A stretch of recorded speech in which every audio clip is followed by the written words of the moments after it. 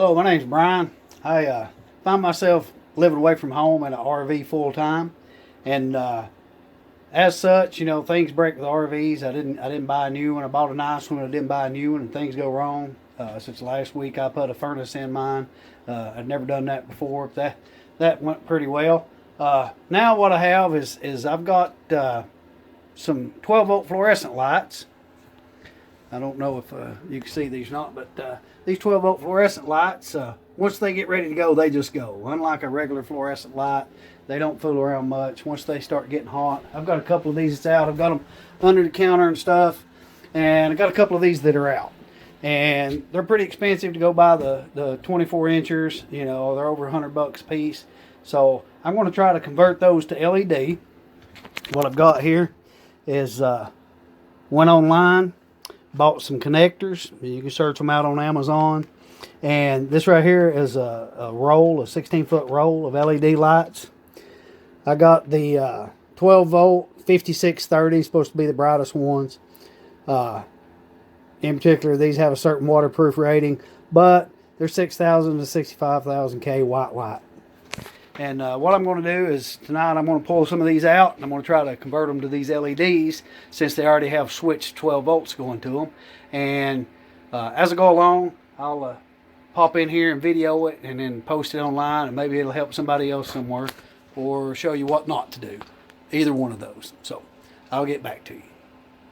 Okay, so now I've opened my box. This comes a little letter, a thank you letter from Ledmo for using Amazon. That's the company that operates these. As you can see, it's a roll of LEDs. They come with these basic RCA type jacks with the ends. Of course, you can cut these at the serrations, and it comes with a couple of corner jacks and stuff like that. But what we will do is, that's what these connectors are for. At the cut places, they will snap on there, and I will show you that later. But be advised, these can come in 8mm wide or 10mm wide. So you want to make sure that if you order these connectors, that you get the right connectors, and these should be 10mm and 10mm. So underneath here, this is my sitting area. Sitting here, never mind the mess. Of course, you can see that doesn't want to work. That's just reflection off the TV. So what we'll do is we'll pull out the lens of these. As you can see, it's just a 12-volt fluorescent. And then what I'm going to do is I'm going to pull out these screws right here and let this down, pull this out, and get it away from my switched power, and then we'll start work on it. Okay, so once we pull it out, it's got a frame here.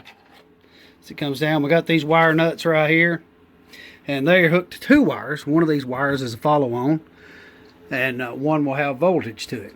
Now what I'll do is I'll disconnect these right here, and then I will put the wire nuts back on to protect them so they don't touch. Now, while I have that off, I'll take a multimeter and I'll check against this frame, against the ground, to see which one is truly the ground.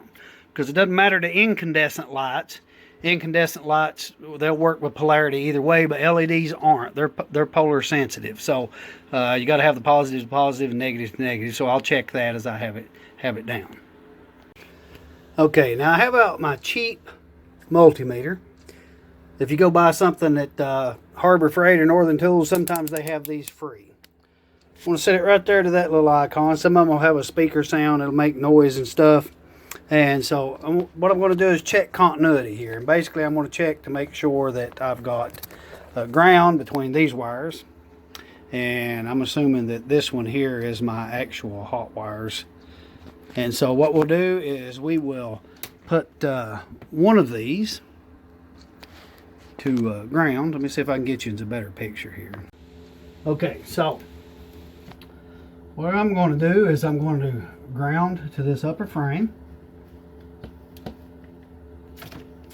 and then I'm going to ground to this wire right here,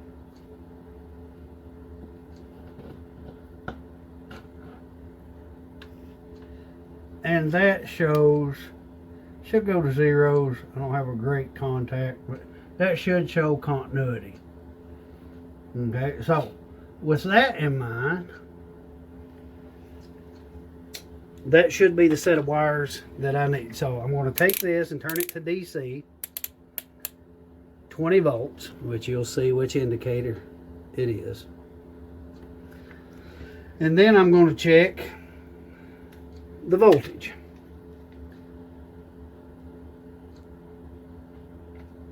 So as I check this voltage,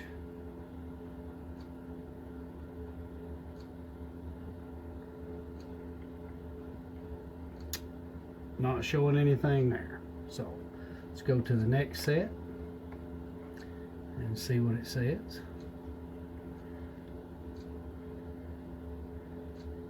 And that set is showing voltage.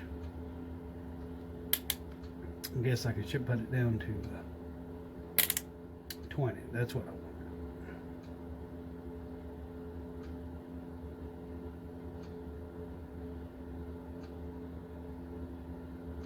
Okay, so right there, I don't know if you can see it, it's got a minus mark, which is telling me that the black is actually positive on this, and the white is actually the ground.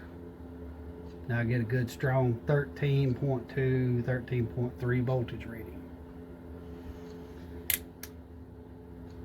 So we know those are hot. So what we're going to do at this time, we're going to go ahead and put these caps on so that it doesn't short anything out. It makes contact, and then we're going to start working on the light. All right, so we have the fluorescent lights out. I don't mean to insult anyone's intelligence, but that's the first thing we want to do. And if these happen to roll off the chair and make contact with the floor, then they're going to break.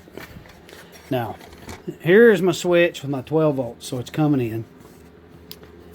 You see there's a red wire and a ground going out. So what I'll be doing is I will be taking and drilling these out, and then I'm going to remove the ballast and stuff out here.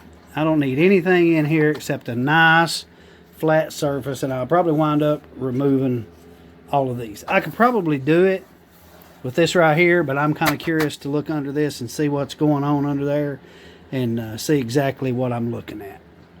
And like I say, this light doesn't work anyway, so I can either replace it for 120 something bucks from the local RV shop, or I can come up with this. And so far, the parts that I bought, I'm about $26 if you can get Amazon's free shipping if you have Prime. So we'll see how this goes. Well, this was a bit easier than what I thought. This doesn't actually hold it in. These are just forced into the channels. And then, a little harder to do with one hand. And then you can pull it out, and you can see this is the ballast mechanism and the wiring mechanism in there. And what I need is I need this nice flat area right here. So I really need to just get rid of a bunch of the junk in here, whether I leave these in here and just clip the wires or not. But I'm not going to be using any of this because it's obviously no good anyway. And all I really need is the switched 12 volt power. Okay, so I've clipped the wires off of these, and I'm going to go ahead and, I don't necessarily have to clip those off of these, but probably make it a little easier to work with. So I'm going to clip these as well. And here's why. Obviously this board somewhere, probably this transformer is bad. I'm going to turn it over, and I've got these rivets here. And I'm going to drill these out. And once I drill these rivets out, then all the rest of the workings should fall out. The only thing I really need to keep track of is I'm going to keep this white wire right here, because that's going to run to my ground side of the house. So we'll check this and do some drilling and see what it comes back like. So now when you're selecting your drill bit, you're not trying to drill down through these. All you really got to do is get a drill bit that's just big enough to where it goes in here and it basically eats this upper braided up part off, so that the rivet can pass through the hole. So we won't be drilling just down through this trying to drill big holes. We'll put this in a drill, and like I say, we'll try to cut that edge off, and all we really need is a drill bit just slightly larger than that. So what I mean by cutting that off is, you see I've already done one. So basically we're just slowly drilling this till it drills the head out of the way. See, not trying to drill down through it, anything like that. We're just trying to get enough to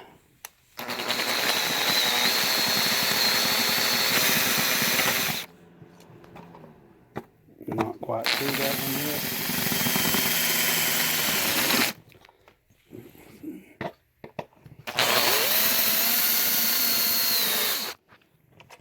And that's all four of my actual ballast ends. As you can see, one of them's already fell out. And then basically, you can just reach in, then pull them out. And we still have the holes. Now I'm going to do the same to the rivets that hold this on. And there's another one underneath here. And then we'll get this board out of here. Turn it over, drill the other two. Now the board's loose. So what I want to do is I want to clip this red wire, because that's going to be, it's going to be used for my switched 12 volt on my LED, and I also have this wire that'll have to be running there from the ground side. So we'll just run that back in through there.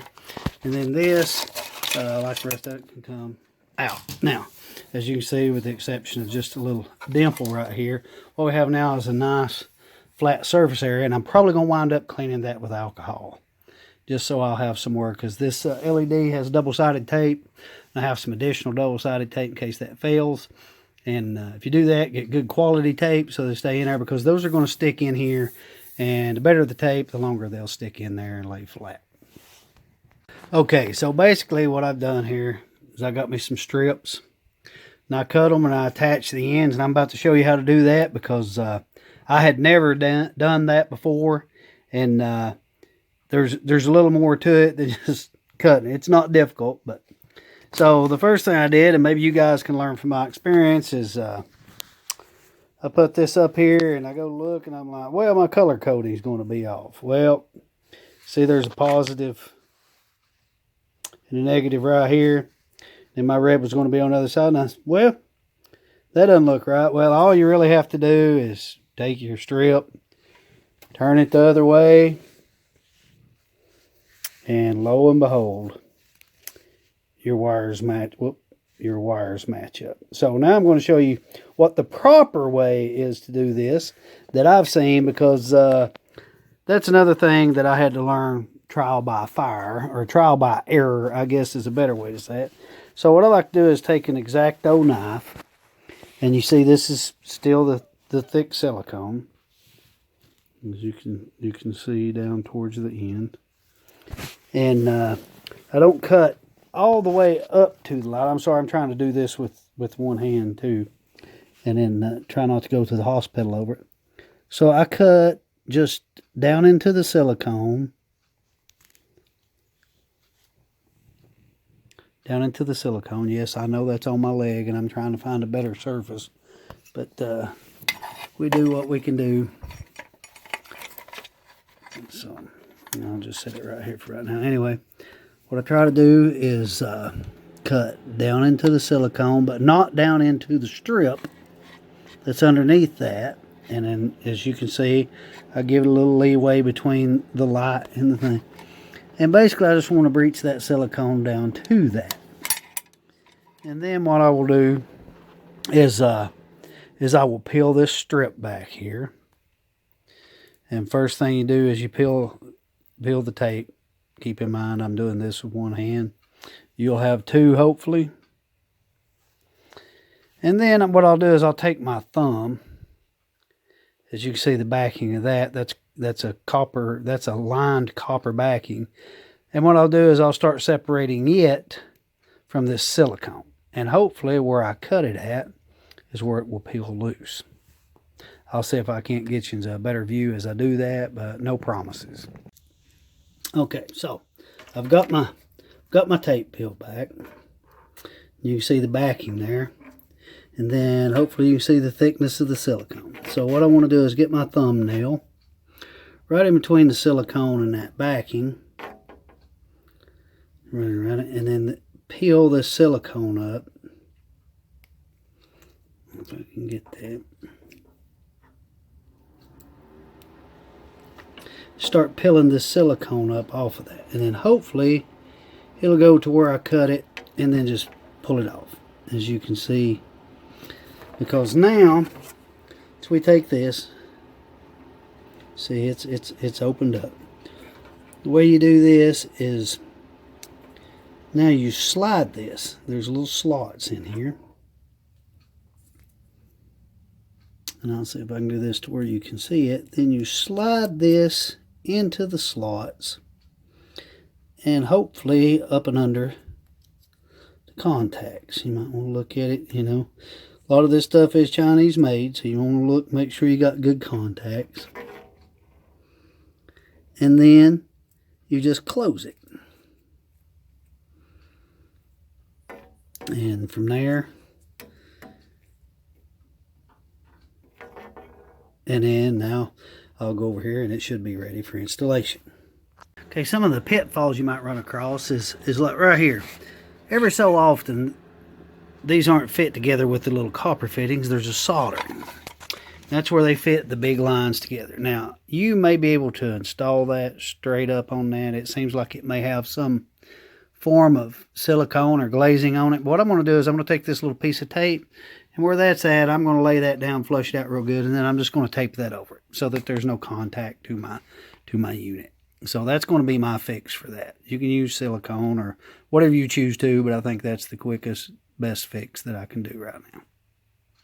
Okay, so I've got most of these glued in. Where you see these little pieces of black tape, right here, are little places, like I say, where when you peel that off, there's contacts. Now, I checked, and there is a thin glue, rubber, silicone membrane that supposedly protects that, but you know, redundant, and better safe than subpoena, right? So basically, I've got my last unit here. I'm dividing this up. You'll see there'll be 3 lines, and as I peel this backing tape off here, that there's another set of those contacts. So I just clip me off a little piece of that tape, and then I stick it on backwards with the sticky side up. And then I will insert that in there and push it down. So then it's glued.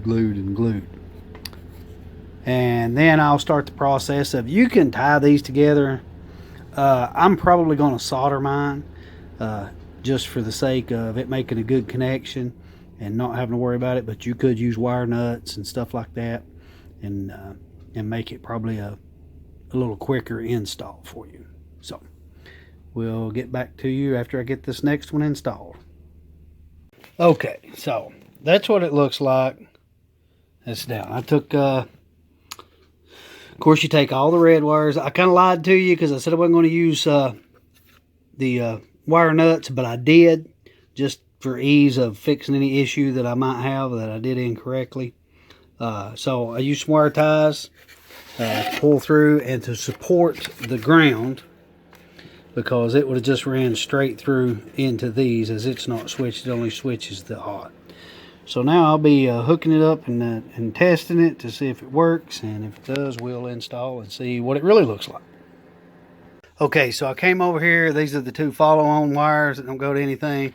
Hooked mine up white to white. Remember, we did our check with our circuit breaker that showed that my black one was actually my 12-volt DC positive.